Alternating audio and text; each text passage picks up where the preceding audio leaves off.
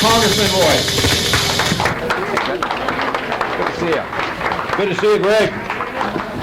Let me just take a minute here and acknowledge how much this community has come together and how much Hope for the Hills have done for the rights of the residents in this community.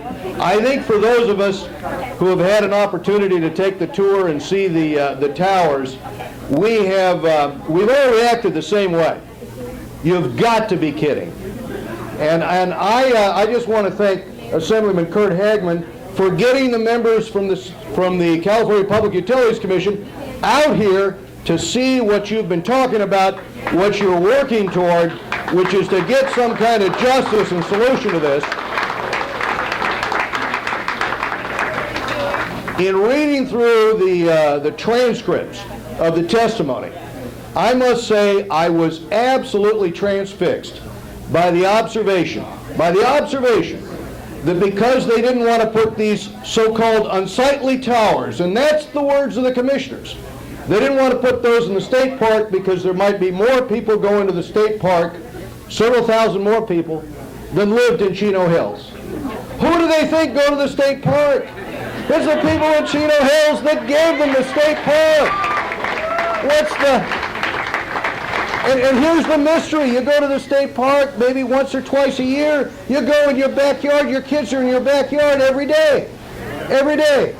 And so we take a situation where for the rest of America, you do not allow one of these towers within 900 feet of a school and within 70 feet of people's homes. You have twice the voltage that we have on the books anywhere else.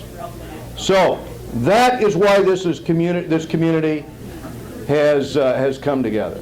And I want to thank Bob Goodwin and Chris Ann and others here who have played such a role, as well as the members of your,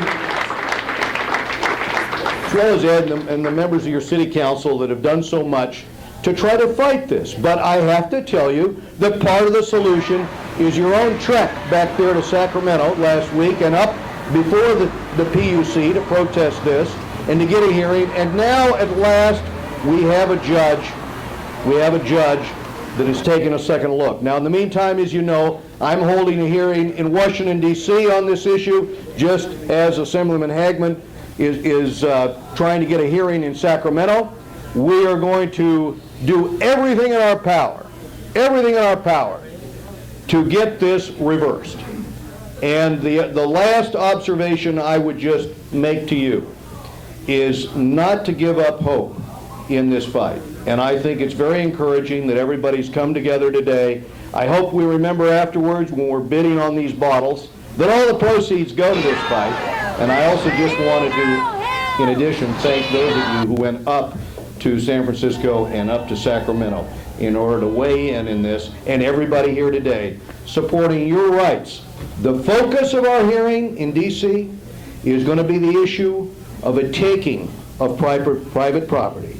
Because when you think about it, when the Federal Housing Administration tells you that you cannot get a loan, you can't get an FHA loan if you're under the fall lines of this tower, when you realize that the home values are going to decline if we don't do something to rectify this, that is a taking of your property here in Chino Hills. It affects the entire community. The entire community needs to come together to get this rectified. You're doing that now. Thank you all very much, and thank you for inviting me to the roundtable.